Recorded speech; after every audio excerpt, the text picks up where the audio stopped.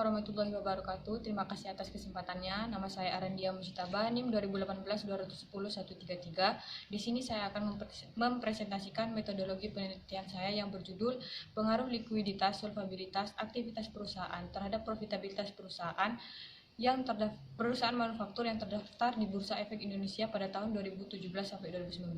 Selanjutnya saya akan menjelaskan tentang pendahuluan. Yang pertama yaitu latar belakang. Kinerja keuangan perusahaan merupakan cerminan perusahaan dalam suatu periode. Semakin baik kinerja keuangan perusahaan menunjukkan bahwa perusahaan stabil dan mampu mencapai tujuannya, yaitu memperoleh laba dan meningkatkan kesejahteraan stakeholder. Tingkat profitabilitas perusahaan yang tinggi menunjukkan posisi pemilik perusahaan serta daya saing perusahaan. Semakin tinggi tingkat profitabilitas perusahaan menunjukkan bahwa posisi pemilik perusahaan akan semakin kuat, demikian pula sebaliknya. Profitabilitas perusahaan akan dicerminkan dengan return on asset atau ROA. Semakin tinggi ROA menunjukkan perusahaan mampu menghasilkan laba yang tinggi, begitupun sebaliknya. Rasio profitabilitas memberikan jawaban di akhir tentang efektivitas manajemen perusahaan. Rasio ini memberikan gambaran tentang aktivitas pengelolaan perusahaan. Profitabilitas adalah kemampuan perusahaan menghasilkan laba atau profit selama periode tertentu dan aktiva yang produktif. Profitabilitas perusahaan indikator yang tercakup dalam informasi mengenai kinerja keuangan tersebut dapat dilihat melalui analisis laporan keuangan. Menurut Rianto, likuiditas adalah berhubungan dengan masalah kemampuan suatu perusahaan untuk memenuhi kewajiban finansial yang segera harus dipenuhi. Dalam penelitian ini dapat menilai likuiditas menggunakan rasio atau current ratio. Rasio lancar dalam sebuah laporan keuangan menunjukkan seberapa besar aset yang dibiayai dengan utang. Solvabilitas adalah kemampuan perusahaan untuk memenuhi kewajiban uangnya apabila perusahaan tersebut dilidikasikan baik kewajiban pendek maupun jangka panjang. Rasio solvabilitas menekankan pada peran penting pendanaan utang bagi perusahaan dengan menunjukkan persentase aktiva perusahaan yang didukung oleh pendanaan utang. Menurut Kasmir, rasio aktivitas merupakan rasio yang digunakan untuk mengukur efektivitas perusahaan dalam menggunakan aktiva yang pemiliknya. Atau selanjutnya yaitu rumusan masalah. Rumusan masalah yang pertama adalah bagaimana profitabilitas pada perusahaan manufaktur di Indonesia. Yang kedua, bagaimana hubungan antara profitabilitas perusahaan dan kinerja keuangan perusahaan di Indonesia. Dan yang ketiga, seberapa besar pengaruh rasio likuiditas, solvabilitas, dan aktivitas perusahaan terhadap profitabilitas pada perusahaan manufaktur. Selanjutnya yaitu tujuan penelitian. Tujuan dari penelitian ini adalah melakukan penelitian untuk menguji pengaruh likuiditas, solvabilitas, dan aktivitas perusahaan terhadap profitabilitas perusahaan manufaktur yang ada di Indonesia. Selanjutnya yaitu kerangka penelitian. Berikut adalah gambar dari kerangka penelitian di mana likuiditas berpengaruh positif terhadap profitabilitas perusahaan, solvabilitas berpengaruh positif terhadap profitabilitas perusahaan, dan aktivitas perusahaan berpengaruh positif terhadap profitabilitas perusahaan. Selanjutnya yaitu hipotesis penelitian, di mana H1 sama dengan likuiditas berpengaruh positif secara signifikan terhadap profitabilitas perusahaan. H2 sama dengan solvabilitas berpengaruh positif secara signifikan terhadap profitabilitas perusahaan. Dan H3 aktivitas perusahaan berpengaruh positif secara signifikan terhadap profitabilitas perusahaan. Selanjutnya yaitu teknik analisis data. Yang pertama ada analisis deskriptif. Analisis deskriptif ini dapat memberikan gambaran subjektif atau deskriptif dari suatu data yang dilihat dari nilai rata-rata, standar deviasi, maksimum, minimum, sum, rank, kurtosis, dan sweetness.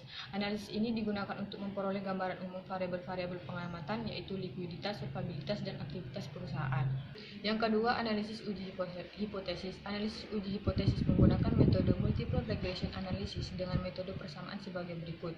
ROA sama dengan beta 0 ditambah beta LKDTS ditambah beta 2 SLBTS ditambah beta 3 aktivitas perusahaan ditambah error. Dengan keterangan ROA sama dengan return on asset, beta 0 adalah konstanta, beta 1, beta 2, beta 3 adalah koefisien regresi berganda, LKDTS sama dengan likuiditas, SLBTS sama dengan solvabilitas, aktivitas perusahaan sama dengan aktivitas perusahaan, dan E sama dengan variabel error. Yang pertama, uji simultan atau uji F digunakan untuk menguji apakah secara simultan likuiditas, solvabilitas, dan aktivitas perusahaan secara signifikan mempengaruhi profitabilitas perusahaan atau ROA.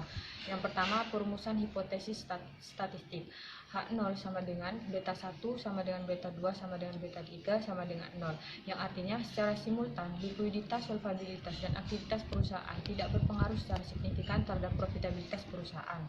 H1 sama dengan minimal 1 beta I tidak sama dengan 0, yang artinya secara simultan likuiditas, solvabilitas, dan aktivitas perusahaan berpengaruh signifikan. Yang kedua, membentuk tingkat signifikan alfa sebesar 0,05. Yang ketiga, menentukan daerah penerimaan dan penolakan H0. Yang keempat, menghitung statistik uji F dengan menggunakan rumus sebagai berikut. F sama dengan sum of from the regression dibagi dengan jumlah variabel bebas dibagi dengan sum of square the error dibagi dengan banyaknya variabel dikurangi dengan jumlah variabel bebas dikurangi 1. Yang kelima, penarikan kesimpulan. Jika F hitung lebih besar dari F tabel atau signifikan kurang dari 0,05, maka H0 ditolak, H1 diterima.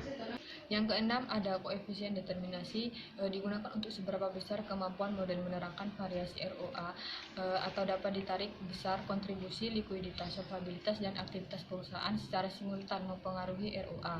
Nilai R kuadrat antara 0 dan 1. Semakin besar nilai R kuadrat, semakin besar kemampuan likuiditas, solvabilitas, dan aktivitas perusahaan dalam menjelaskan ROA. Yang kedua, uji parsial atau uji T digunakan untuk menguji apakah secara parsial likuiditas, solvabilitas, dan aktivitas perusahaan yang terdapat dalam persamaan secara signifikan mempengaruhi profitabilitas perusahaan atau ROA. Yang pertama, perumusan hipotesis pada sisi kanan, yaitu H0 sama dengan beta I kurang dari sama dengan 0, yang artinya secara parsial likuiditas, solvabilitas, dan aktivitas perusahaan tidak berpengaruh terhadap profitabilitas perusahaan. H1 sama dengan beta I lebih besar daripada 0, yang artinya secara parsial likuiditas, solvabilitas, dan aktivitas perusahaan berpengaruh secara signifikan terhadap profitabilitas perusahaan. Yang kedua, perumusan hipotesis statistik pada sisi kiri. H0 sama dengan beta I lebih besar sama dengan 0, yang artinya secara parsial likuiditas, solvabilitas, dan aktivitas perusahaan tidak berpengaruh signifikan terhadap profitabilitas perusahaan. H1 sama dengan beta I kurang dari 0, yang artinya secara parsial likuiditas, solvabilitas, dan aktivitas perusahaan berpengaruh signifikan terhadap profitabilitas perusahaan. Yang ketiga, menentukan tingkat signifikan alfa sebesar 0,05. Yang keempat, menentukan daerah penerimaan dan penolakan H0. Yang kelima, menghitung statistik uji T menggunakan rumus T sama dengan BI dibagi SBI. Yang keenam, penarikan kesimpulan. Jika T hitung lebih besar dari T tabel, maka H0 ditolak atau H1 diterima. Yang ketujuh, koefisien determinasi parsial atau R kuadrat. Nilai R kuadrat yang paling besar akan menunjukkan variabel yang dominan dalam mempengaruhi variabel terikat. Sekian presentasi dari saya. Terima kasih. Wassalamualaikum warahmatullahi wabarakatuh.